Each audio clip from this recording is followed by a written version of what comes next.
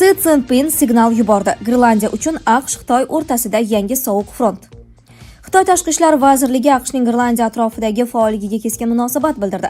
Rasmiy Pekinning ta'kidlashicha, Washington Xitoy tahdidi degan mavhum tushunchalardan foydalanib, o'zining geosiyosiy va harbiy manfaatlarini oqlashga urinmoqda.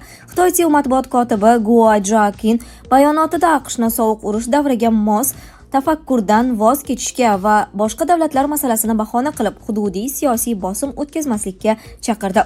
Guo Jiaqin Grenlandiya masalasida har qanday harakat xalqaro huquq normalari, mintaqaviy barqarorlik va manfaatdor tomonlar, xususan Daniya hamda Grenlandiya aholisining irodasini hisobga olgan holda olib borilishi kerakligini urg'uladi. Uning so'zlariga ko'ra, ayrim kuchlar Xitoyni xavf sifatida ko'rsatib, Arktika mintaqasida o'z ta'sirini kengaytirishga urinmoqda. Bu esa mintaqani geosiyosiy raqobat maydoniga aylantirish xavfini kuchaytiradi. Xitoy tomoni Arktikani hamkorlik, ilmiy tadqiqotlar va tinch rivojlanish hududi sifatida